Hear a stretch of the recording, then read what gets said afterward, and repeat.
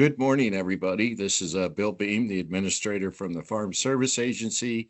Thank you for joining us today. We wanted to take this opportunity to share a bit with you about our payment limitation and payment eligibility, thanks to the Working Families Tax Cut Act that many of us have been waiting for, or many of you have been waiting for a long time. I know as a producer myself, I had an S Corp farm that we operated out of. It makes sense that we're headed in this direction because many of us do business that way. And I'm very appreciative of Congress giving us this opportunity. And I know the producers out there across the country have been checking with us ever since it's been signed. And so here we are today, ready to talk about it, and appreciate you helping to spread the word. So I'm going to kick it to Jamie White now that has a few housekeeping rules, and then we'll go to Becca Satoris. So Jamie, take it away. Thank you, Administrator. My name is Jamie White. I serve as an assistant to our Deputy Administrator for Farm Programs, Mr. Jared Haggart, who is also on the line with us today. Just touching on a few housekeeping items before we kick off today's call. For everyone's awareness, this call will be recorded. The intent of recording this call is to ensure that we can distribute this to all of you after the call and to share with stakeholders who are not able to attend today as well. For your situational awareness, this is a town hall meeting. We will not be taking calls on the line, but rather, or questions on the line, but rather we will be monitoring questions in the Q&A portion of the chat that's available with this town hall meeting. So as you're listening to the presentation or you have questions, please drop those specific questions in the chat. We will respond to those during the meeting where possible. And at the conclusion of the presentation, we will moderate a few of the questions to ensure that we can provide answers live on this call. There's always certainly the potential for questions that we're not in a position to get through on the call today. So after the meeting, we will provide a follow-up email indicating the availability of the written questions and related answers. And without further ado, we'd like to turn it over to the experts on the call to present the payment limitation and payment eligibility enhancements authorized by OBA. So it is with great honor that I turn the floor over to Becca Satoris, who serves as our program manager for the payment eligibility and payment limitation programs. And I'd also like to acknowledge that we have Melissa Stutrud on the line as well, who serves as an assistant in this specific area. So Becca, we'll turn things over to you, ma'am. Thank you, Jamie. Good morning, everyone. As Jamie mentioned, my name is Becca Satoris. I am the program manager for payment limitation and payment eligibility. And I am excited today to finally be able to talk about some of these changes that we are implementing in response to the One Big Beautiful Bill legislation. So we have implemented already for program year 2025 the updated ARC and PLC, or ARC and PLC payment limitations. We have also already implemented the annual adjustments to this payment limitation. Those adjustments are for inflation, and I'll talk about those in a second. And then the exciting things for today's call, the program year 2026 changes that were implemented just this week. One of those is the addition of a qualified pass-through entity, which I will cover. We also have some accepted payments or benefits for the average AGI limitation, and related to that have updated the definition of income from farming, ranching, and silviculture. And I may say forestry sometimes when I talk about that, and we're using forestry and silviculture somewhat interchangeably for this process. So the big change we have is this addition of a qualified pass-through entity. The qualified pass-through entity definition was given to us in the statutory language, and it includes all of the partnerships that are defined as a partnership by the Internal Revenue Code. As Bill mentioned, it also includes S corporations. We are also including LLCs that do not affirmatively elect to be taxed as a corporation. And then just for clarity, the joint ventures and general partnerships that we have historically treated this way are also part of the qualified pass-through entity designation. So beginning with program year 2025, the ARC and PLC payment limitation was increased. The statutory language increased the limitation to $155,000. That is the way you'll often see it referenced, is an increase to $155,000 from the $125,000 limitation that it was previously. However, we also have the instruction to adjust this limitation annually for inflation. So those adjustments are made each year, and then they are posted on the payment limitation webpage. And I've provided this information on the screen here for you, but it is just the FSA public facing payment limitation website. So if you navigate yourself to that website, then you will find a chart at the very bottom that will provide the updated payment limitations each year for ARC and PLC. One of the things that really hasn't changed, and I want to be sure that we talk about this so that everyone is aware, is the idea of direct attribution of the payments through 4 levels of ownership. So when we talk about 4 levels of ownership, the payment entity itself is at the level 1, and then we work through 3 member levels after that. When we get to level 4, if we do not have an individual with a social security number at level 4, then the payments to the payment entity or the level 1 entity will be reduced by whatever share is represented by that level 4 owner that is not an individual. In addition to that, each of the individuals or non-pass-through entities within the ownership structure have their own individual payment limitation.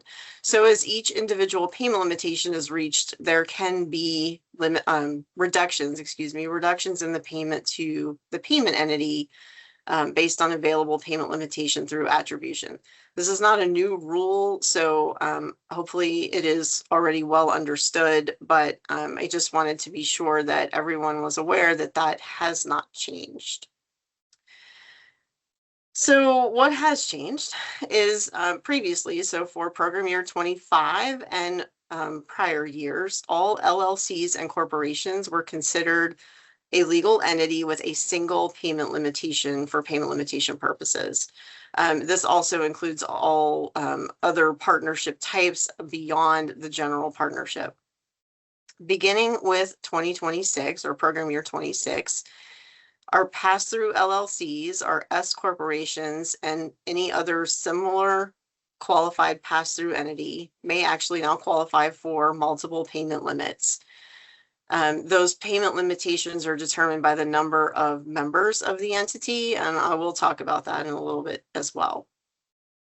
For actively engaged in farming determinations for these qualified pass-through entities, each member of the qualified pass-through entity has to be actively engaged in farming for the qualified pass-through entity to be fully actively engaged in farming. You may recognize this from the way we have historically treated general partnerships and joint ventures. The rules are very similar for all of the remaining qualified pass-through entities. So let's take a quick look at how payment limitations work. So in this case, we have Farm LLC 1, which is our payment entity, which is made up of 4 individuals A, B, C, and D. So in 25 or prior years, this LLC was limited to a single payment limitation regardless of their tax election. Beginning in program year 26, if this LLC is a qualified pass-through entity, meaning an LLC that did not elect to be taxed as a corporation, then it may qualify for up to 4 limitations. And I only say may qualify because if one of these individuals is ineligible for payment, then their limitation would be reduced from the Farm LLC 1. So talking a little bit more about this actively engaged in farming requirement. So I mentioned that the members of a qualified pass-through entity must be actively engaged in farming for the qualified pass-through entity to be fully actively engaged. These are our left and right-hand contributions. So we must have a significant left-hand contribution of capital, equipment, or land, And then we have to have a significant right-hand contribution of active personal labor or active personal management. Typically, the labor and management is provided by the members. For the left-hand contributions, that can be provided by the entity itself or by the members. The contributions of labor and management have to be performed on a regular basis. We have to be able to identify those, so they must be documentable. And then they have to be separate and distinct from the contributions of any other member. The members' commensurate shares, so that they have to meet commensurate shares. So the members' contributions have to be commensurate with their ownership share of the payment entity, and their contributions must be at risk. One big change that we have done, or we have included with this to sort of help qualified pass-through entities meet the requirements under OBA, is that members of all entity types may now receive compensation for contributions of labor and management. Previously, members of joint operations, meaning joint ventures and general partnerships, if they received a guaranteed payment for any portion of their contribution of labor or management, then we had to discount that contribution from our determination of whether or not their contributions were significant and commensurate. At this point, that compensation becomes not a stumbling block for us, and any contributions those members make of labor and management can be counted. Some general rules and exceptions that we have had in place remain in place. Those include the landowner and the spousal exceptions. So landowners continue to be actively engaged in farming on the land that they own. Spouses can be given credit for contributions of their spouse to the same farming operation. So a husband and wife can easily be actively engaged in farming on the same farming operation based on each other's contributions. The substantive change rule still applies. So this is when there is an increase in the number of payment limitations or the number of natural persons to a farming operation. Those changes must be significant changes. The cash rent tenant provisions continue to apply, and those are the provisions that say when a member of a cash rent tenant operation or an operation that cash rents some of their farm, some of their operation, is actively engaged in farming through a contribution of management, then they must also provide equipment, or the entity must provide the equipment. And then we also have the foreign person rule continues to apply, where foreign persons would need to provide contributions of active personal labor to the farming operation to be eligible.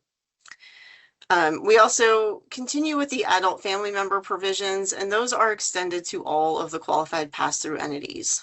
Our LLCs that are qualified pass-through LLCs that are made up entirely of adult family members can continue to have members determined actively engaged in farming through contributions of management, which is a help for our family operations. Okay. So the average AGI provisions, the average 900,000 adjusted gross income, that limitation remains in place. The annual filing requirement and the once every 3-year verification requirements will continue. We will still allow spousal income to be split by either a CPA or a tax attorney. And that spousal income split by a CPA or tax attorney, it applies to both the average AGI limitation as well as any other special AGI rules, which would be the 75% income from farming rules, either gross or adjusted gross on those. And then for qualified pass-through entities, so this will track with the way we have treated general partnerships and joint ventures, but there is no entity level average AGI required. So our LLC that is a pass-through will no longer have to file their average AGI certification at the LLC level, but all of the members will continue to have to meet the average AGI requirement. Again, this aligns with our current rules for joint operations. There is a new exception that is provided under OBA. This authorizes a waiver of this average 900,000 AGI for the applicable programs and for the applicants that meet the certification requirements. The programs are disaster programs, so ELAP, LFP, LIP, TAP, and NAP, and also our conservation or Title II payments that are received on or after October 1st of 2024. For producers to be eligible for this exception, they have to be able to certify to receiving 75% of their gross income from farming, ranching, or silviculture activities. That certification you may already be familiar with on the CCC 943, and we will continue to use the CCC 943, which is being updated to reflect the new definition of income from farming, ranching, or silviculture, which I will talk about in a second. The CCC 943 does continue to allow a certification by an enrolled agent in addition to the CPA or tax attorney. One certification is required, but it can be from any one of those three, unless we are dealing with spousal income that is being split. On the 943, if spousal income is split to make the certification, then it has to be certified by a CPA or tax attorney. So our updated definition of income from farming now includes agritourism, which roughly is a direct-to-consumer marketing of agricultural products, and then the sale of agricultural equipment. Those three things are included. So with agritourism, we are using the National Ag Law Library definition of agritourism, not being dependent on the individual state definitions of agritourism. With the sale of agricultural equipment, that does include sales and trades of equipment, and we have dropped the 66.66% test that was in place for 2025 and prior years. So that means that a participant no longer has to meet that test before they can include the income from equipment sales or trades. And that's a fairly large change for this definition. So with all of the changes, obviously we're going to need some additional reporting from producers. Corporations, LLCs, and other pass-through entities will be required to file an updated CCC 902 or Farm Operating Plan for program year 2026 and future years. The Farm Operating Plan will continue to be a continuous certification, but for these pass-through entity types, and even for corporations and LLCs that are not pass-through entities, we do need for them to make a designation of what type of entity they are for 26 and forward. So updating their farm operating plan is the way they will do this. Those of you that are familiar with the June 1st date that we have historically used to determine the ownership of legal entity, we will continue to use that date moving forward. However, for program year 2026 only, as we are announcing these changes after June 1st, we are accepting changes made to a farming operation through September 15th of 2026. So those are, we will use September 15th of 26 as the date that we determine the ownership structure and entity type of an entity for 26. If those changes are reported to FSA after September 15th of 26, then we will have to apply some additional scrutiny to that, just meaning that we will require some supporting documentation to indicate that those changes were made prior to September 15th of 2026. There is a new CCC 902 manual form and clearance. It will be designated the CCC 902 EP. This will be the manual option for these qualified pass-through entities to report their entity structure and member contribution information. It will also be used by our other entity types as well. So our legacy type corporations and LLCs will also be able to use this form if they need to do an update to their farming operation. We do still highly recommend the use of the automated business file process that is available in county offices for producers of all entity types. On the slide, I say except limited partnerships. That is just because the limited partnership software is not currently available, but it will be available in early summer 2026. So our limited partnerships will also be able to utilize this process. The automated business file process is recommended because it only asks the questions that are applicable to the farming operation as you go through the interview process. Whereas the manual CCC 902 EP is a very lengthy form and asks for information that may not be applicable to every farming operation. And then separately, as I mentioned earlier, the CCC 943 is being updated to reflect the new definition of income from farming, ranching, or silviculture. It is also updating the instructions to indicate that qualified pass-through entities are no longer required to file at the entity level.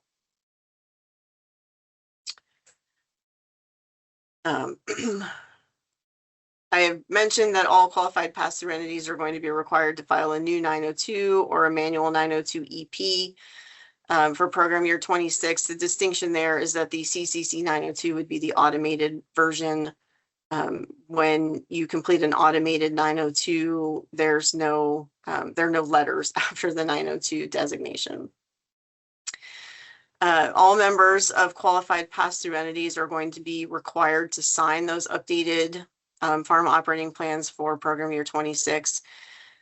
This is even if the entity allows for a single member to have signature authority for that entity. This does align with the way we have handled joint operations previously, and is just necessary for the first time the farm operating plan is filed, or if there are major updates to a farm operating plan in a future year, then all members of that entity would be required to sign as well. Once we have a valid farm operating plan on file, that farm operating plan will designate who has signature authority for the entity, and then based on those designations, any members with recognized signature authority will be able to sign any remaining documents on behalf of the qualified pass-through entity. So that signature requirement does not carry forward to other forms. And so those are the major updates that we have for OBA. I didn't leave a whole lot of time, Jamie. I apologize for questions. I think we knew that might be the case. But I didn't know if there are any questions in the Q&A that we want to address. Yes. Thank you, Becca. We do have a few minutes available for questions. So again, for attendees, please feel free to drop those questions in the chat, and we will do our best to work through those before we close out the call today. Becca, the one question that was submitted was specific to the applicability of the payment eligibility changes for qualified pass-through entities for the Assistance for Specialty Crop Farmers program that USDA recently announced. Again, we did document this in the chat, but as Becca indicated earlier, the payment eligibility changes that have been discussed in the call today are specific to the 2026 program year. In subsequent years, the Assistance for Specialty Crop Farmers program does provide that economic assistance for the 2025 crop year. So these provisions will not extend to ASCF. So just confirming that for all participants on the call.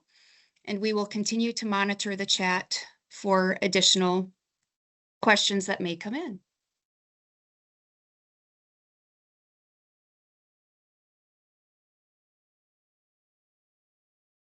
Becca, we did receive one additional question that has come in outside of the chat, and it's a lengthy question, so we'll give you a moment to review and process. One specific question that has come up pertains to the nexus to crop insurance, and just flagging for everyone's awareness, this may not be a question for FSA, but this may be more of a question for your specific crop insurance agent as well. But the question is there an option for an entity to be able to amend their crop insurance records if they change their entity structure prior to the crop acreage reporting deadline of July 15th, as crop insurance records and FSA records typically are recommended to align. At this point in time, Becca, I would suggest that that's actually a question that should be routed to the crop insurance agent or working with approved insurance providers, but just confirming that before we close out that question for the group on the call. Yes, Jamie, absolutely. They should work closely with their approved insurance provider before making changes.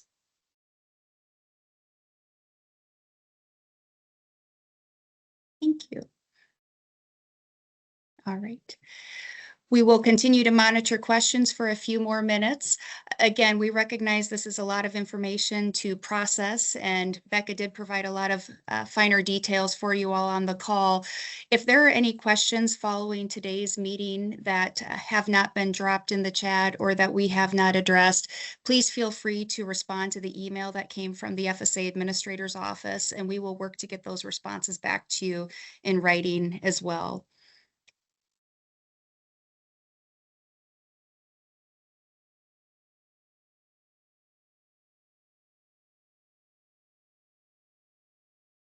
Right.